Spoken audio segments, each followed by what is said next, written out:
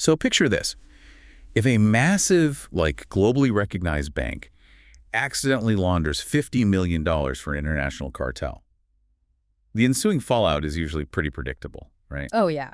Completely predictable. Everyone scrambles for a scapegoat. Exactly. The public and the media, they immediately blame the frontline tellers or, the software, and the federal regulators come in and blame the C-suite executives. But the people who actually failed in that scenario, the ones whose specific job was to prevent those fortress walls from crumbling, Right. they operate entirely in the background. In the industry, they are known as the third line of defense. And today, we are taking you, our listener, straight into the grueling, highly exclusive training manual for those exact people. It really is a hidden world. I mean, most people don't realize there's an entire sub-industry of professionals whose sole purpose is to audit the anti-money laundering systems of the world's biggest financial institutions. Yeah, and today we're looking at official documentation straight from ACAMS. That's the Association of Certified Anti-Money Laundering Specialists. Specifically, we're tearing into the syllabus, the exam structure, and the whole philosophy behind their advanced CAMS audit certification. Right, because our mission for this deep dive is to figure out what it takes to become the financial world's ultimate backstop. We want to know what this agonizing exam actually puts candidates through. And why this specific qualification carries so much weight when literally billions of dollars are on the line. Because, an audit certification sounds kind of dry on paper, right? It does sound dry, but it carries that weight because the people holding the certification are the ones assuring international regulators that a bank's internal safety nets aren't just, decorative. Right, like window dressing. Exactly. They are proving that the systems actually function under the extreme pressure of real-world criminal attacks. Okay, let's unpack this, because before we even look at the curriculum, we have to talk about the barrier to entry. You don't just decide on a Tuesday that you want to take this test. Oh, absolutely not. The source material makes it abundantly clear that this is a locked door. You need a very specific set of keys to even apply. Yeah, it is fiercely gated. To even register for the Advanced CAMS Audit Certification, candidates must already be active ACAMS members. And critically, they must have already passed the foundational CAMS certification. They already have to be recognized specialists in anti-money laundering before they even start. So if that foundational CAMS certification is like getting your driver's license, basically proving you understand the basic rules of the road, then this advanced audit tier is the evasive driving tactical course for high-speed pursuits. That analogy holds up perfectly, especially when you look at the experience requirements. Yeah. Yeah, the program doesn't teach you how to be an auditor from scratch. The documentation explicitly states that it tests at the level of someone with the equivalent of 5 years of anti-money laundering auditing experience. Wow. 5 years. So this is definitely not entry level. Not at all. It targets mid to senior level professionals. We are talking about internal auditors, external consultants, and even the regulatory examiners themselves who conduct the supervisory bank examinations. Right. I want to circle back to a phrase you used earlier, and one that's just plastered all over the source material, the third line of defense. I think to really grasp this certification, you have to understand that hierarchy. What's fascinating here is how rigidly that risk management structure is enforced globally. Because, if I'm deducing this correctly, the first line of defense is just the business itself, right? The actual bankers and relationship managers opening the accounts. Yes, the business units are the first line. Then the second line is the compliance department. Those are the people writing the internal policies, tuning the transaction monitoring software, and saying, here are the rules we must follow to keep the bank safe. Which means the third line of defense, the target audience for this advanced certification, doesn't write the rules or open the accounts. They audit the system. They are completely independent from the day-to-day operations, coming in to relentlessly test whether those first two lines are actually stopping bad actors. They are the ultimate internal skeptics. Their job is to look at a perfectly formatted compliance policy and ask, does this actually work, or is it just a piece of paper? And that distinction brings up a major misconception, because when I hear the word audit, I instinctively picture a very dry, bureaucratic process. Right, the classic clipboard auditor. Yes. Someone walking around an office ticking boxes. Like, do you have an anti-money laundering policy? Yes. Check. Did the staff complete their training modules? Yes. Check. But if you are the third line of defense against global cartels, verifying that paperwork exists isn't going to cut it. It would be disastrously insufficient. Yeah, that check-the-box mentality just doesn't work here. The curriculum for this advanced certification shatters that mentality entirely. The core topics do cover foundational elements like corporate governance and planning and audit, sure. But then they pivot, right? Yeah. They pivot aggressively into evaluating the actual effectiveness of existing controls.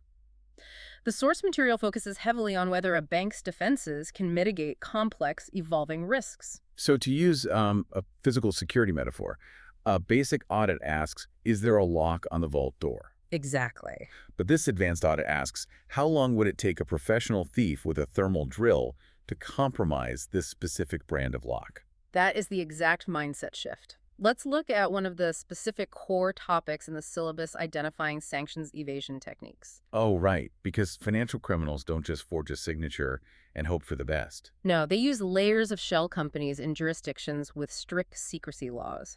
They manipulate complex trade documents. An auditor operating with a clipboard mentality is going to look at a shipping manifest, see that all the fields are filled out, and just approve the transaction. But the advanced auditor is looking for the structural flaw.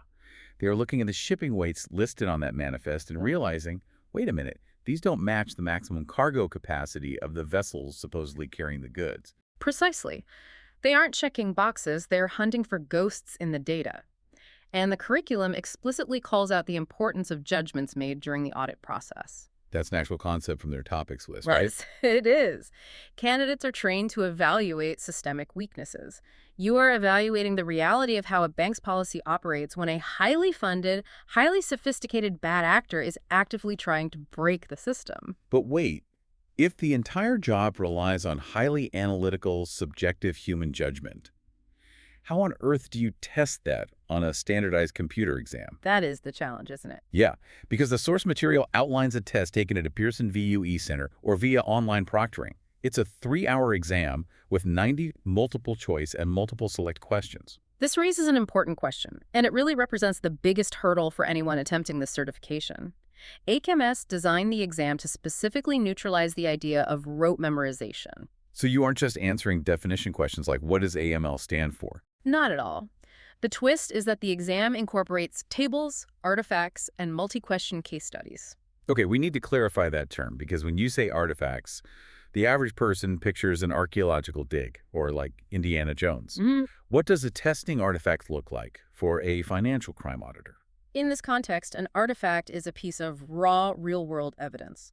The exam might present you with a simulated wire transfer log, or maybe a snapshot of a bank's alert history. Or like a complex organizational chart of a corporate entity. Exactly, or an excerpt from a completely flawed risk assessment report. So it's essentially an NTSB crash investigation. They don't ask you, what is a plane crash? Right.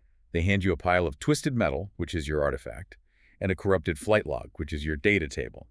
Then they give you 3 hours to prove exactly which bolt failed and caused the disaster. That captures the psychological pressure of the exam perfectly. You might get a multi-part case study where a bank's transaction monitoring system is generating an unusual number of false positive alerts. And you just have to figure out why. Yes. You have to interpret the raw data tables, cross-reference them against the bank's hypothetical internal thresholds, and use your judgment to identify where the control is failing. Wow.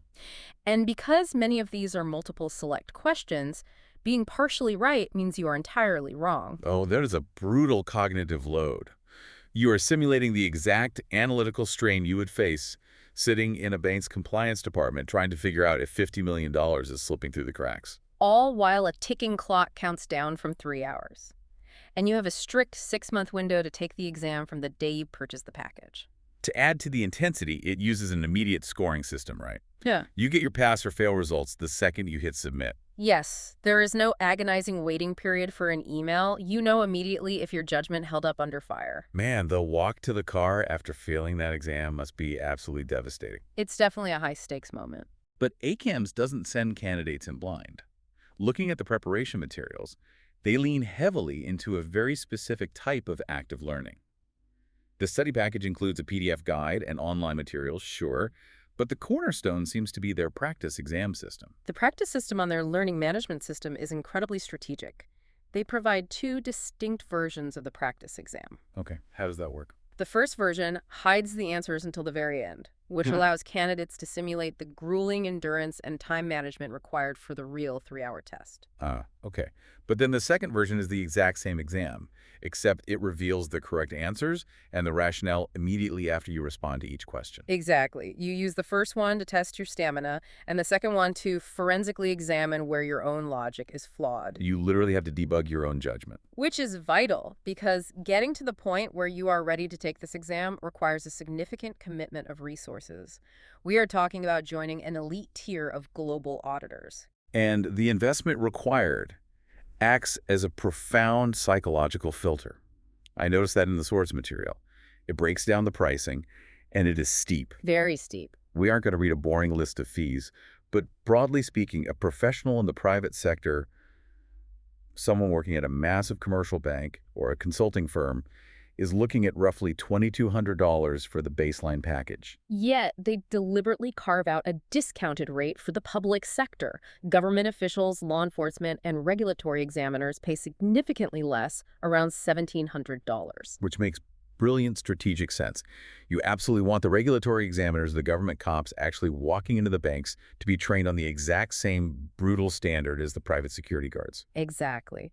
By subsidizing the public sector, ACAMS ensures that when a regulator audits a bank, both sides are speaking the exact same highly technical language of risk. It creates a unified global standard. And for those who want even more rigorous preparation, there's a virtual classroom upgrade, right? Yes. For an additional fee of around $400, candidates join a live web-based cohort for 4 to 6 weeks. Oh, so it's actual live instruction. Yeah.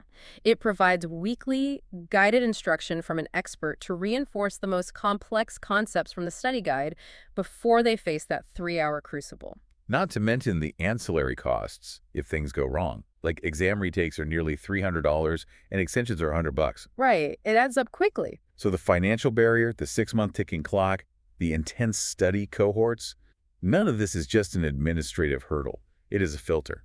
If you aren't completely committed to mastering this material, you will be weeded out long before you sit down for the exam. But if you make it through, if you earn that designation, the payoff is massive. It fundamentally alters your professional trajectory. How so? The documentation highlights that earning the advanced CAMS audit credential builds immediate trust and credibility. If a regulatory body walks into a financial institution and sees that the third line of defense is spearheaded by an auditor with this specific certification, it changes the entire dynamic of that examination. It proves the bank takes its backstop seriously. So what does this all mean on a macro level? Why does this specific standard matter so much to the global economy? Well, the stakes are incredibly high. They are. And while I was digging through the source material, I found a detail buried at the very bottom of the page in the consultation request form. It's just a simple country drop-down menu for people asking for more information. Forms like that are usually pretty standard. Usually, yes. Yeah. You expect to see the US, the UK, Canada, maybe the European Union nations. But this drop-down menu lists practically every single recognized territory on the planet. It really does. It starts at Afghanistan, goes to the Åland Islands, hits Bouvet Island, Clipperton Island, the British Indian Ocean Territory, all the way down to Zimbabwe.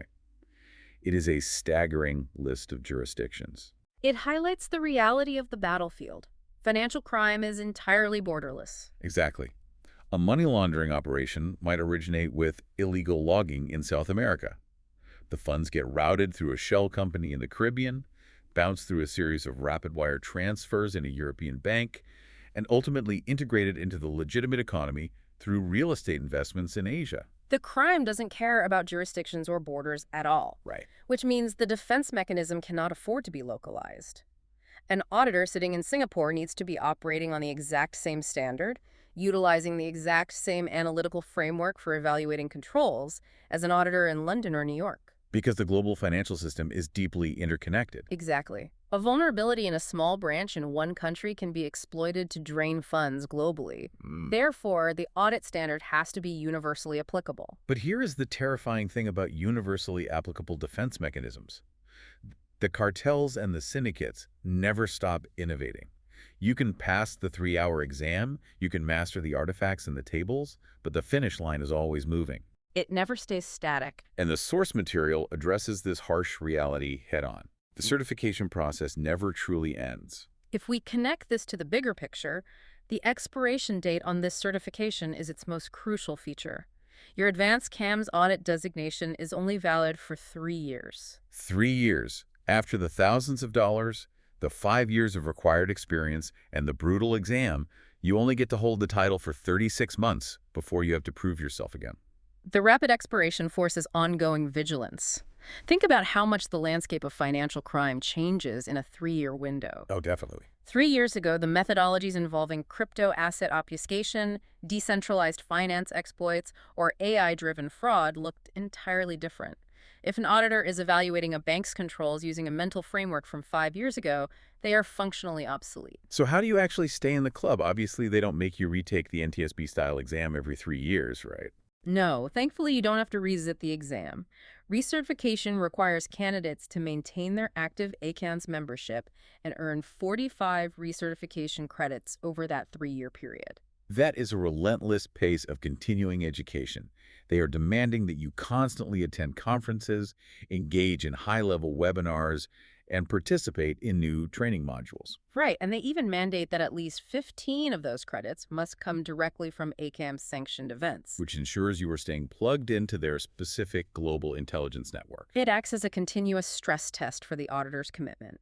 And naturally, there are strict deadlines and fee structures associated with submitting those credits. Like the early bird fee of $200, and it goes up to $300 if you're late. Exactly. But buried in those administrative rules is a phenomenal structural perk for the candidates. I saw this, and it is a massive relief for anyone dreading the paperwork. Remember how we established that to even apply for this advanced tier, you had to already hold the foundational CAMS certification? Yes. The rules for recertification state that maintaining your advanced CAMS audit credential automatically satisfies the recertification requirements for your foundational CAMS designation. It's a brilliant cascading effect. You don't have to earn 45 credits for your advanced badge and then scramble to find another batch of credits to keep your base certification alive. No, it covers both. By proving you are operating at the absolute bleeding edge of the industry, ACAMS naturally concedes that you still understand the foundational rules of the road. It keeps your entire professional foundation intact with one unified effort. It really acknowledges the reality of the professionals taking this path.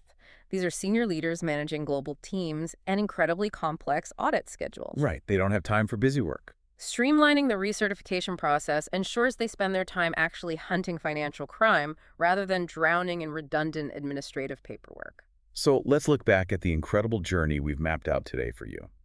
We started by examining the imposing gates of this elite club. The prerequisite of a foundational certification coupled with 5 years of battle-tested audit experience just to earn the right to apply. We explored the vital concept of the third line of defense, those independent operators who audit the system itself. And we detailed how the curriculum demands a total paradigm shift. It rejects the clipboard and checklist mentality, forcing candidates to evaluate the real-world dynamic effectiveness of a bank's controls against highly sophisticated evasion tactics. We broke down the crucible of the exam itself, a brutal 3-hour gauntlet of data tables, corporate artifacts, and multi-select case studies designed to test pure analytical judgment under immense pressure. We also looked at the financial and psychological investment required to elevate audit quality to a borderless global standard. And finally, we saw how the relentless 3-year recertification cycle ensures these auditors never fall behind the syndicates they are trying to stop. It is a massive, ongoing undertaking. But as the source material demonstrates, training and maintaining this elite cadre of auditors is a non-negotiable component of preserving trust in the modern global financial system. And here's where it gets really interesting. While we were poring over the ACAMS source material, looking at the different specialized topics they cover across their larger ecosystem, there was a specific detail tucked away in their Explore menu. Oh, I know what you're going to bring up. Right there, nestled quietly between the traditional pillars of sanctions and fraud, are 2 words: artificial intelligence.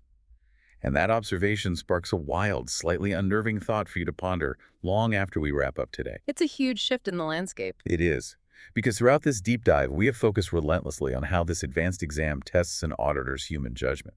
We talked about their ability to look at raw artifacts, cross-reference data tables, and spot the hidden flaws in a compliance policy. But the tools of financial crime are rapidly evolving away from human hands.